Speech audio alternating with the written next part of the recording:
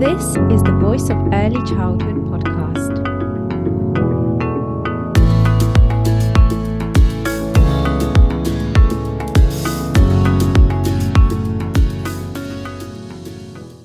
Hello, everyone. Welcome to the Voice of Early Childhood podcast. On this episode, I have here with me the brilliant Dr. Lala Manners, who is an international early years movement development and physical activity specialist. Thank you for giving us a little wave, Lala. So for our listeners, I just need to do an announcement before we begin this episode. So if you're listening before the 8th of July 2023, I'd like to point you towards the Voice of Early Childhood Conference, which is happening on 8th of July at Nottingham Trent University. So there's still some tickets left, so make sure to grab yours. It's going to be a day packed full of critical discussions, shared reflections, and of course, healthy debate. And those of you who know me and my work, debate is vital to move things forward. So we'll be on the day kickstarting more of an active advocacy for early childhood at this event. So you can expect to hear from the brilliant Professor Chris Pascal and Tony Bertram presenting the keynote on the day from the Centre for Research in Early Childhood. And then our seminar and workshop speakers are Dr. Shaddai Tembo, Greg Bottrell, Aaron Bradbury, Jan de Beal, Philippa Thompson, and Wendy Kettleborough. So a few seminars are pursuing active change in the sector, supporting children's schematic play, bringing our full selves to work, the benefits of staff diversity, supporting children and their families from before birth to beyond school, tapping into every child's magic and strengthening connections with families. There'll also be a book launch on the day around partnership with parents in early childhood today, as well as a showcase on posters featuring current research and student projects. So grab your tickets before they sell out, as we have less than 2 weeks to go now. And you'll be able to find a link to the tickets page and more info on the platform that you're listening on or watching on. And of course, the voiceofearlychildhood.com. Now, time for our discussion on physical development. So, today we'll be discussing with Dr. Lala Manners, where does physical development stand in the early years foundation stage? So really kind of looking at those early learning goals as well, and what are they for? What's the point of them? What's the point of that data that we're generating? And maybe perhaps even if we need to reposition physical development in the early learning goals, or perhaps, now this may be a little bit controversial for some people, even rewriting the early learning goals, so more changes. Dr. Lala Manners, just for those who are not familiar with England's early years foundation stage statutory framework or don't work with it, please can you just kind of set the scene of the EYFS? I guess mainly what are the early learning goals, which we'll be discussing? Well, I'm very much a physical development specialist, so I can't actually speak for the rest of the curriculum.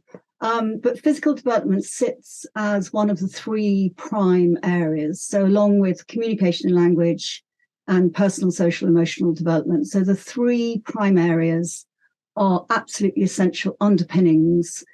So they support and inform all learning and all development. So it's really important that they have equal status, that they work together, and that the goals that we have for each of these 3 areas actually align and make sense, and all working together, so we can actually give children experiences that are sort of 360 and holistic, and that not one area takes precedence over another. And at the moment, physical development comes a very, very poor third to the other 2. And we honestly thought that post-pandemic, that this area of the curriculum would come to the fore, because occasionally these times come along when children's physical health and overall well-being suddenly really, really matter. You know, it sort of rumbles away, and then suddenly there's this, oh my goodness. And the pandemic really was one of those moments. It was, oh my goodness, because most of us were taken pretty unawares at how quickly and how drastically young children's physical and mental health deteriorated. I mean, it was very, very rapid, and we weren't really prepared for this. Yeah, definitely. But once it was becoming obvious that, you know, this was going on, and, you know, a lot of people did some brilliant work during the pandemic, getting things organized, and coming back after lockdown, it was for a short period very, very important. And then, of course, we had, they need to catch up, you know, their language and their this, and which is fine and understandable. But actually, a lot of language and communication and a lot of social and emotional development is linked and embedded in children's physical selves. Children cannot be emotionally safe and happy and well regulated if physically they are not. They don't feel they belong in their bodies, that they're struggling, or if they're exhausted or in pain or something like that. And again, with their language development is very linked and embedded in physical play.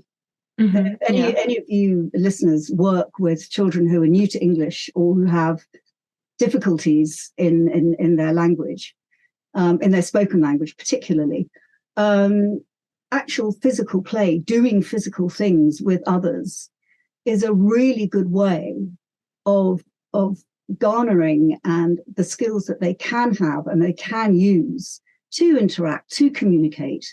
And from that, language will come. So this is where we're at the moment. So there's a huge push for language and communication and children's mental health, but their physical health and their physical well-being and their physical skills are gently fading into the background once again. So it's a sort of critical moment for my field. Yeah. Because if physical development finds itself removed from the trinity, as it were, of the prime areas, there won't be a way back. So it's really important now that their physical development, their physical selves, are seen as a critical underpinning and support for everything else.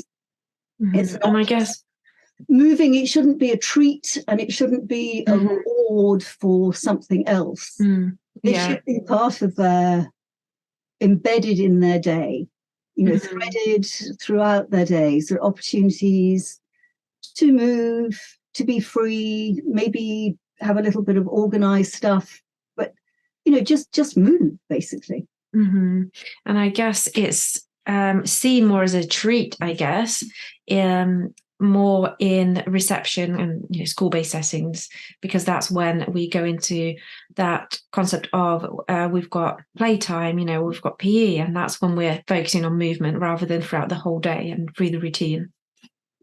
And we've all, Lovely Hall was taken over by year 6 who were rehearsing for their end of term prize giving or something. It's very difficult. I mean, you know, we were all ready and poised, and then we had to retreat. And it's like, no, this is just wrong. You know, the little ones should have the chance to use a lovely big space. But anyway, so yes, it is difficult. It is difficult. Yeah, it's just, I know you were saying how if we lose that focus on physical development as part of those prime areas, then we can't get it back. And I guess some listeners may be thinking, well, of course, we're never going to lose physical development because we know how vital it is. We're never going to let it go. But I guess we're losing that focus. That's what you're saying. I think there's a lot of lip service. There's a lot of, yeah, it's really important. And then nothing happens. And, you know, it's so important that health and self-care was just removed. So any of the nice funding that we could access possibly by nutrition, which is hugely well funded by the big international companies. All that has gone, and it's very, very difficult to get funding for training if the focus is that narrow. It really is, and it's totally belying the importance of physical skills to health and self-care.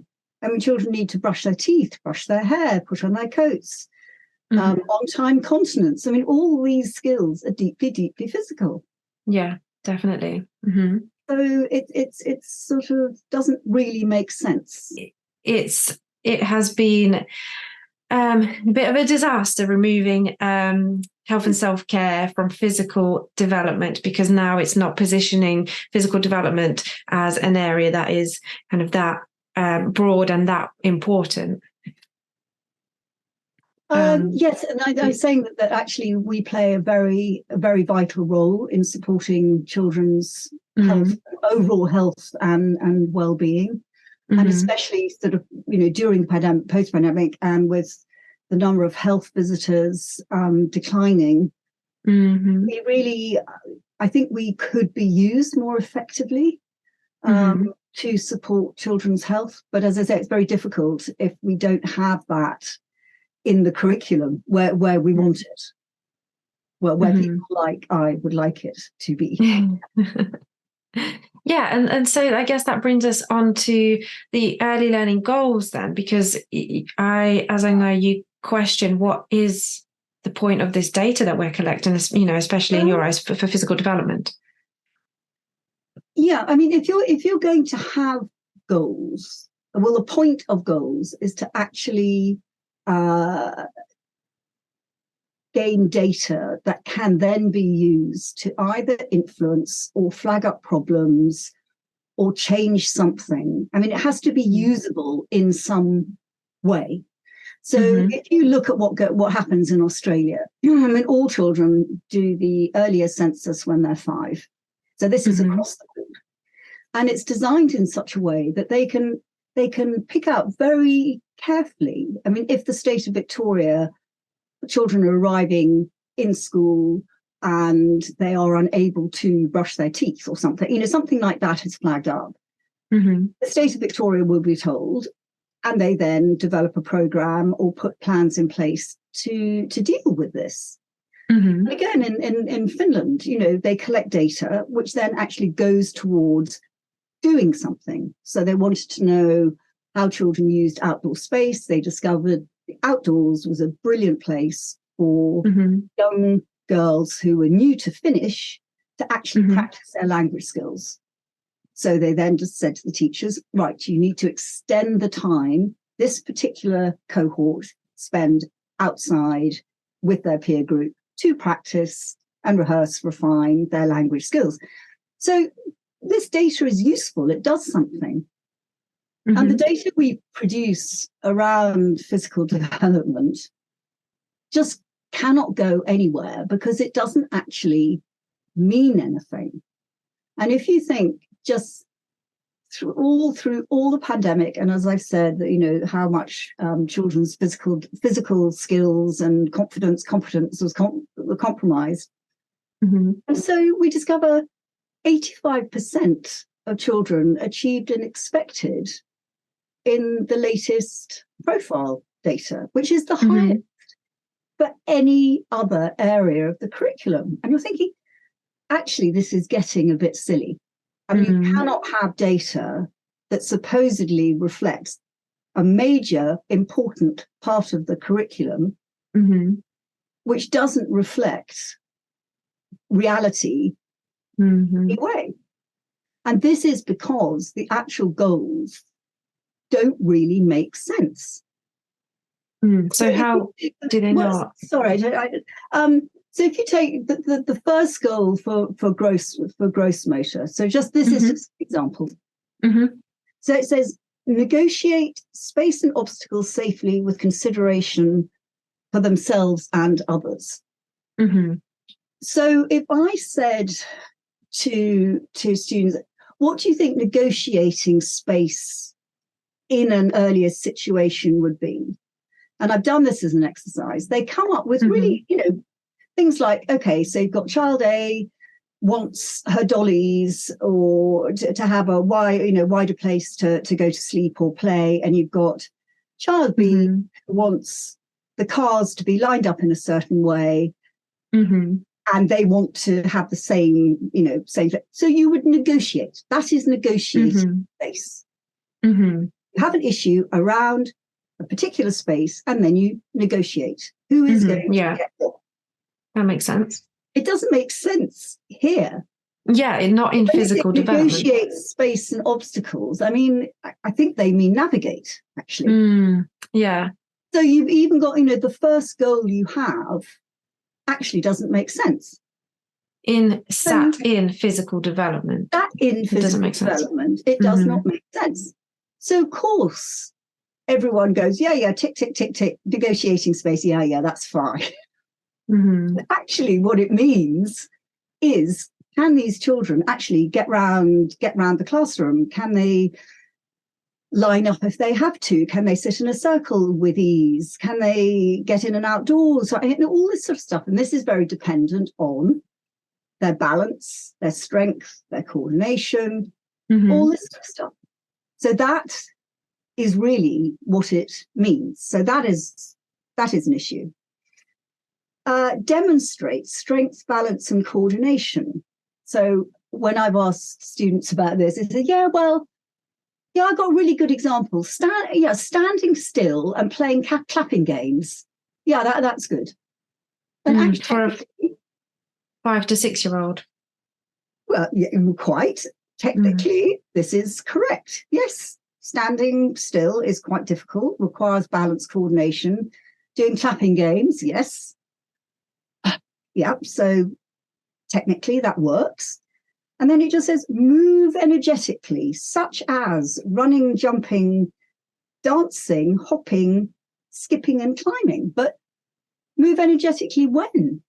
When? For how long? Inside, outside? I mean, so this is what the teachers are working with. So, of course, the boxes get ticked. Of course, the data just says, yeah, they're fine. And if you think these children, as I say, some of them will be rising 6, you think, come on. I mean, is this all you can come up with? No. So the goals seem to be, from what you're saying, very basic for that age group, and also very kind of narrow. They're not goals, not very broad. because goals are or should be aspirational. But I think all is not lost, because I think if you take these 3 goals and you turn them into something that teachers could talk to with parents about when their children start at 3, then they actually they make sense. They really do. So if you said to parents, how does your child get around the house? How have you noticed anything? And they might say, actually, do you know what? He's really not good at this, and he finds this difficult, and he's quite scared of doing that. And then you start a discussion, and then you might find, okay, wrong size shoes, possible ear infection, possible sight, I mean, then you would start to have an interesting discussion that would go somewhere. Okay. So when this child, arrived at that actually they don't like doing this. They really prefer to sit here, back against the wall rather than freely in a circle. You've got all this information. So then you actually have information that makes sense, that is relevant to the child, and that you can work with. Again, so really using this data to support that unique child. Practice and demonstrate strength, balance, and coordination. And we can have some really interesting discussions with parents. And they're going, oh my goodness, he's the most amazing climber. I can't stop him climbing, or he loves jumping down or something. Or then you get a picture of what they like to do, what they're good at, and what they enjoy. And then you get a sort of more rounded, relevant picture that makes sense I guess it's almost like a bit of a baseline, isn't it? Yeah, and I think it's, those three areas are quite useful points for discussion, because all parents would be able to contribute. They're with their children, they see what they do, they see what they like, and it gets the parents interested in their children's physical development. Talk about it. Oh, they love doing this, they love doing that. Oh my goodness, he hates the bath, hates water. Okay, well, this is interesting.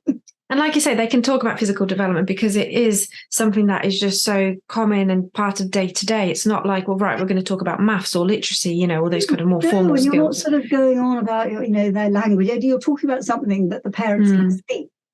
And then you can start sort of gently making the connections for them. Oh, when you're doing this, when you're walking down the road, swing your arms and say a rhyme or sing a song, or so the language actually comes with it, and you get this the link between movement and rhythm and rhyme, and it sort of begins to make sense for everybody. Like you say, it comes hand in hand with the rest of the prime areas, the communication, language, and personal, social, and emotional development. It all works together holistically. Yes, and then the parents can experience it with their child. It's not just saying, oh, these are connected. It's just, do this, try this, and then you'll feel it, and you'll see it, and you'll believe it. Because we need parents to, when it gets to year one or whatever, and, like this week, suddenly the hall's not available. We need parents to go, do you know what, that's really bad. It's not good enough. They should have had their lovely time in the hall. Yeah. Why didn't they? So you get the parents on board, and you can actually get the parents more interested in their own health and their own well-being. That actually, what's good for the child is also good for them. And then that models all through the day. They need to look after their backs. They need to eat well. They need to drink water. They need to think about, their strength and their resilience. And so everyone starts working on the same page. And it's so much more a wider societal issue, rather than just us kind of sat here and saying, well, what's the best thing to do in this setting, in our kind of early childhood bubble here, and we're talking about data. Actually, it's so much bigger than that, isn't it? Yeah. It's about public health. Yes, it is. It is, but data is important because it actually is presented to people who make the decisions, and that's sort of why it's important. So, if we could rewrite the physical development goals, I think that would be a good thing to do. And the fine motor ones, again, you could use them for the little ones as well. So it says, hold a pencil effectively. Well, you could adapt that. Use a range of small tools. Well, so many children from different cultural backgrounds have amazing fine motor skills. I mean, some of them play instruments. They cook at home. They do lots of, hairdressing and crafty stuff, and crocheting and knitting. And a lot of them, animal husbandry. They are superb at that. They know a huge amount about that.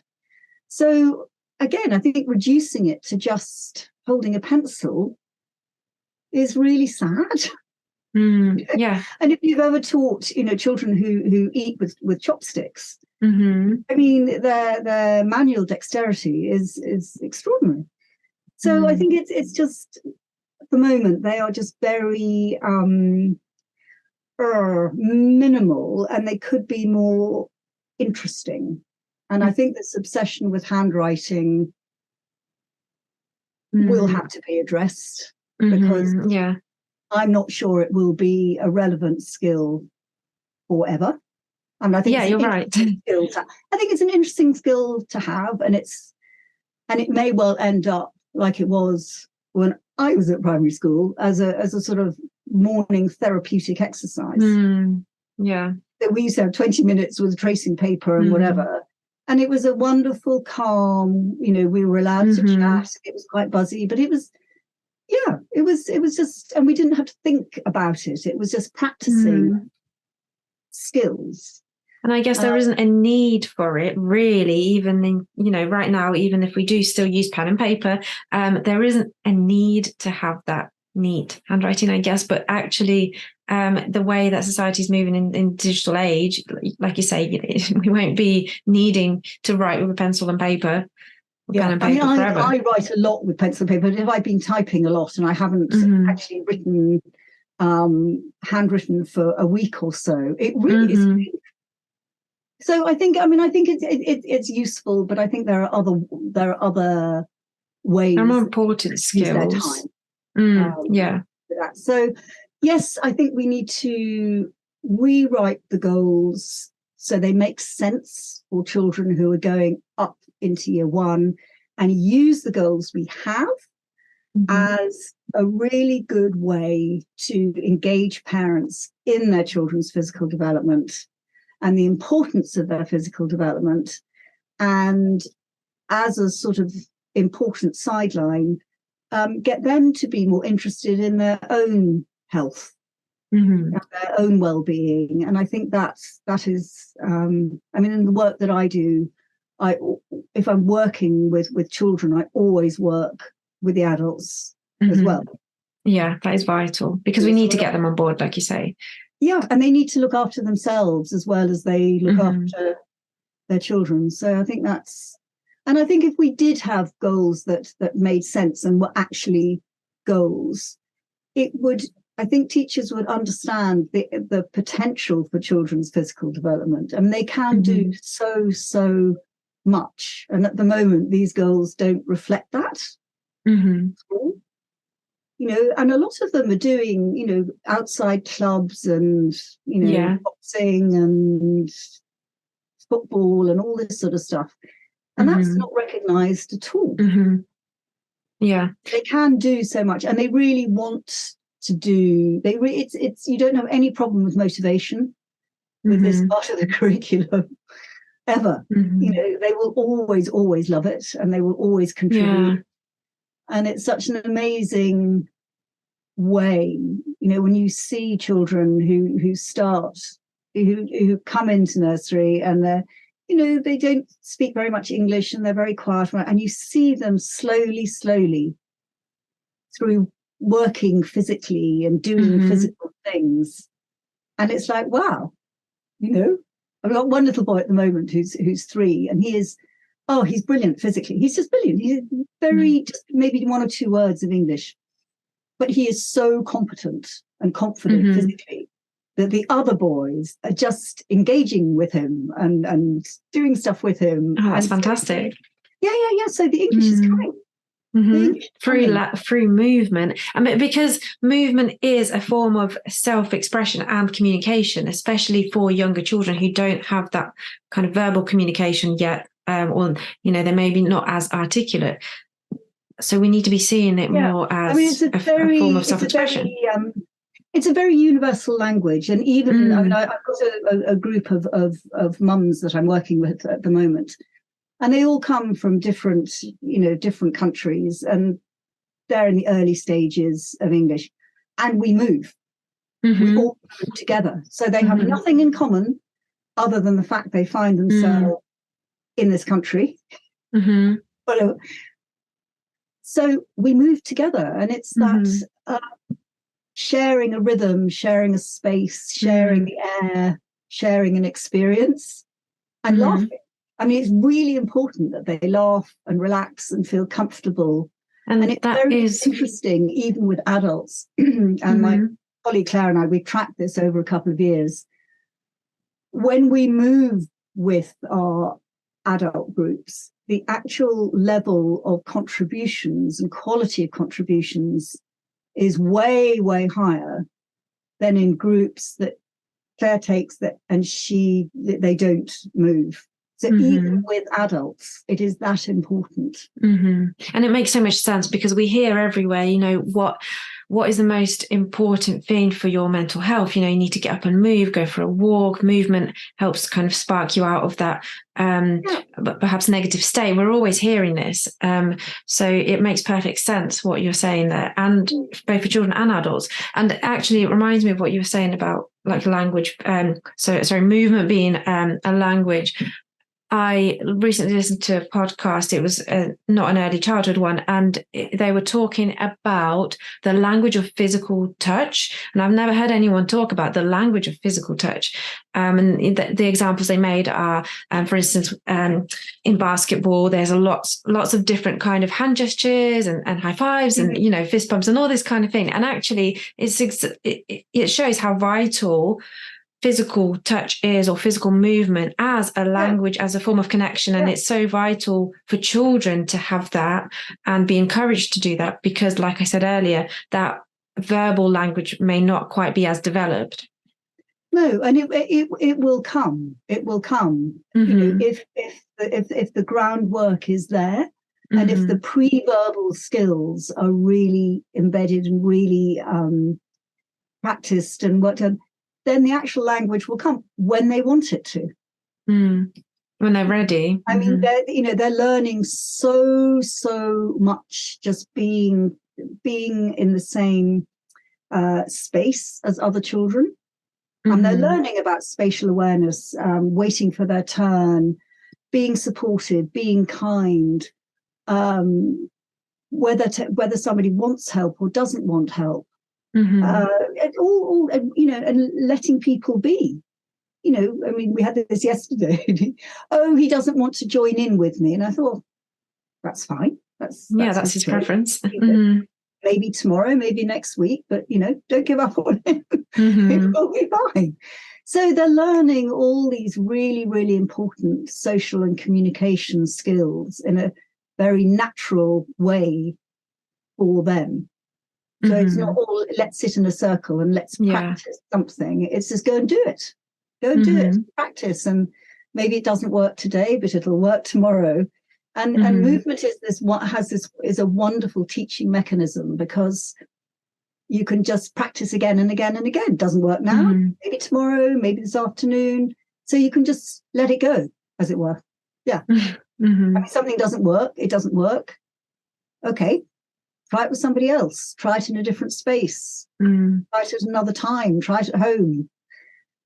But it's just this wonderful way of just constant repetition and rehearsal and trial and error. And it's a very kind way of learning. And it's a very, I think it gives children a lot of self-awareness. You know, they learn a lot about themselves through movement. And it teaches them a lot about, you know, and as teachers, we can be extremely aware of what is going on. I mean, we had a big thing with, you know, the boys were zoning a particular area, and they weren't allowing the girls, and so we worked it out.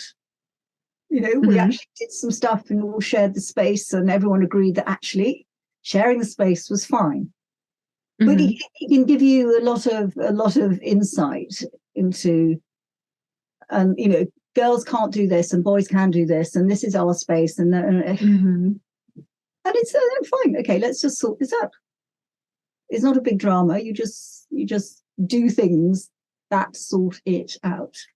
So it's a really good way of children to learn about themselves and, you know, communication and social interaction, and for them, what works and what doesn't work.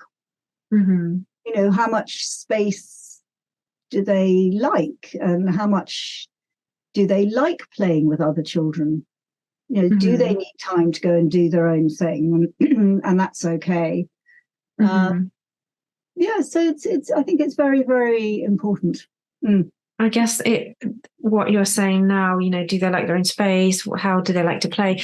That's really important in terms of observing children. So for practitioners, really stepping back and giving children that chance to move and understand their movements, and then be able to provide for their needs.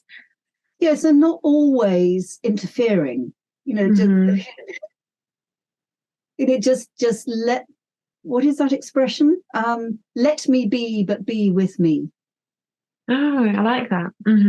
Yeah. So it's if you're invited, that's lovely. If you're not invited, that's fine. But just watch all the time, because you can learn so much about a child from how they move. You can really, really learn a lot. And I think it gives practitioners, once you know what you're looking at, what you're looking for, then you can step back and just let it unfold and let it emerge and let it evolve. With movement skills, they're very rarely linear. They progress and regress and plateau all the time. And certainly for the foundation movement skills, the big body movements, the real basics. These are the ones that need to be rehearsed and practiced over a lifetime.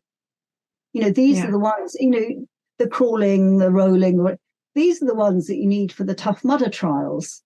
They use exactly the same skills. They crawl under tarpaulins, they roll, they climb, they run. It's all there.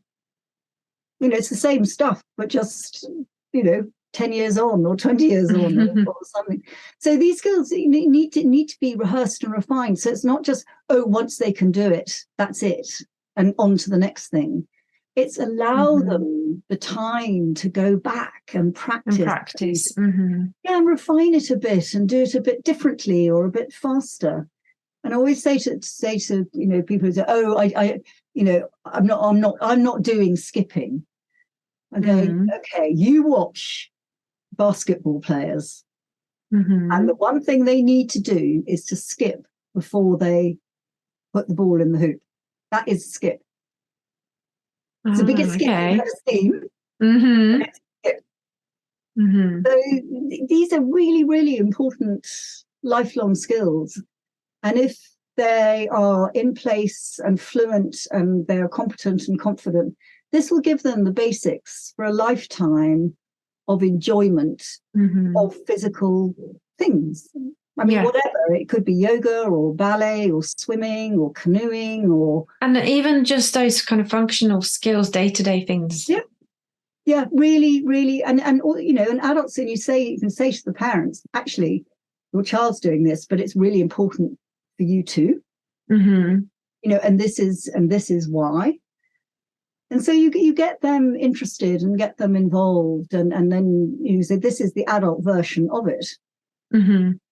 Children are doing, when they first start on their tummies and pushing their heads up. That is a classic yoga pose. So not much is new, I have to say, but it's really interesting. Yeah, I guess it's about refocusing back in on physical development, isn't it? Like you say, it's not new. It's about putting that focus back on and understanding the really profound importance to children themselves of their physical selves.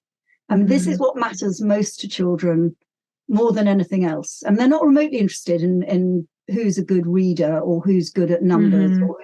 What they're really interested in, and what really has the most currency, is if you are a good runner, if you can jump, if you can build things, if you have good ideas around physical stuff. This is really what matters to them. That is their interest. That is their learning. That is what matters to them. So if you ask, I've said this frequently, but if you ask a group of 3 4-year-olds, what are you good at? So they'll be running, jumping, climbing, throwing, that sort of thing. And then what are your friends good at? So this is when it gets interesting, because they often cite children who they've never even spoken to, but who are really, really good at the things that they've mentioned that they are good at. Mm-hmm. And then if you say, and what are you like not so good at? And then I'll say, listening, concentrating, and doing my work. So you have to sort of get into the mindset of what matters to them. And this is why I think, why it's so important, because it's so important for them. Mm-hmm. It's really, really critical in their lives. It's at that stage of their lives. It defines them for them. Mm-hmm. Being able to do things physically is really, really important. That's so interesting that you place physical development as part of their identity, but yes. You're so right, it makes perfect sense. Yes, and there's some sense of belonging. Belonging is not just where your environment is, belonging in yourself.